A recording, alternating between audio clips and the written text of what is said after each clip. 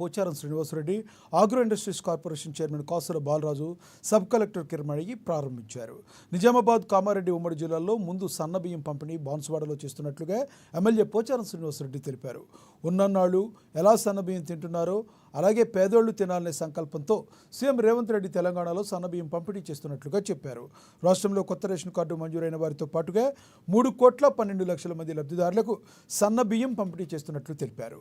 Ration shop డీలర్లు కానీ, సహకార సంఘాలు కానీ సకాలంలో బియ్యాన్ని పంపిణీ చేయాలని తెలిపారు. నిజామాబాద్, కామారెడ్డి జిల్లాలో మొట్టమొదటిగా ప్రారంభించినటువంటి బియ్యం కేంద్రం దొడ్డు బియ్యం. దొడ్డు ఉంటే నా తిరిగా అది తినాలంటే పిల్లలు ఇంట్లో తినలేరు. నీ దొడ్డు బియ్యం తిన్నట్టు ఏం చేస్తావు? కష్టం చేసి, కూలి చేసి, నాలుగు చేసి, వ్యవసాయం చేసి సన్న బియ్యం తీసుకొచ్చి కొనుక్కొని వచ్చి అన్నం పెడతాం.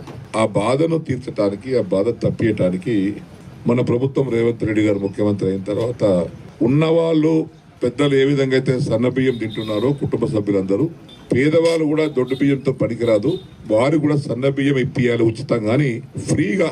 నిన్న ఉగాది నుంచి ఉచిత బియ్యం ప్రారంభించినటువంటి ముఖ్యమంత్రి మన రేవంత్ రెడ్డి గారు.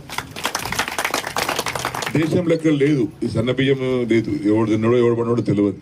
కానీ మన రాష్ట్రంలో ఇంతకుముందే సబ్ కలెక్టర్ గారు చెప్పినట్టుగా 2,82,00,000 మంది